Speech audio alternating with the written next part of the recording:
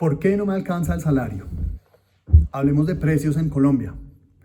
Existen tres razones principales por las que no alcanza el salario. Uno, somos un país caro. Dos, somos un país pobre. Y tres, hay inflación. ¿Por qué somos un país caro?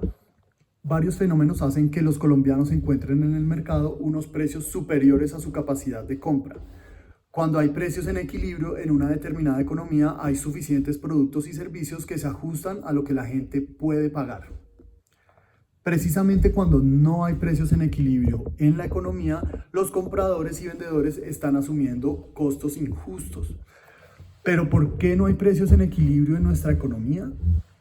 Los precios son valores muy complejos que se forman de miles o incluso millones de transacciones y que reflejan la escasez o abundancia de un producto. Así los individuos pueden producir en la economía las cantidades que el país necesita. Pero cuando esa información se distorsiona no hay equilibrio y lo que la gente está dispuesta a pagar con lo que la gente puede cobrar no concuerda. ¿Por qué hacer mercado en Londres y en Bogotá puede costar lo mismo cuando el salario de los londinenses es al menos 5 veces superior?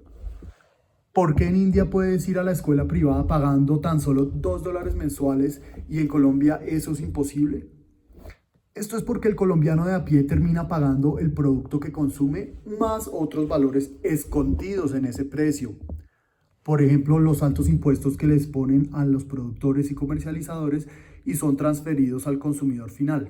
Precios artificialmente altos para que las industrias que no producen con calidad ganen como si lo hicieran. Ineficiencias de un mercado sin competencia, sobrecostos por falta de infraestructura, logística y transporte, aranceles proteccionistas, retraso en la innovación, etcétera, etcétera.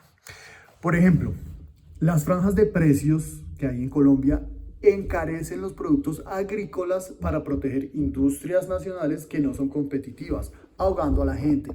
Es decir, cada vez que un colombiano del común está pagando el doble o el triple por un carro, un mercado, una pensión de colegio, está sosteniendo varios sistemas sin saberlo. Por ejemplo, un gobierno que gasta irresponsablemente, una industria protegida e ineficiente, el costo de oportunidad de no tener autopistas, transporte fluvial o férreo y franjas de precio que encarecen los productos agrícolas para proteger una economía agraria que quiere ganar como si fuera industrial mediante precios inflados artificialmente. Eso además genera contrabando. Según el Banco Interamericano de Desarrollo, el gobierno colombiano despilfarra anualmente al menos 54 billones de pesos que le cobra a las empresas a través de impuestos y que las empresas a la vez le transfieren a través de un costo inflado al consumidor final. Adicionalmente a que somos un país caro, somos un país pobre.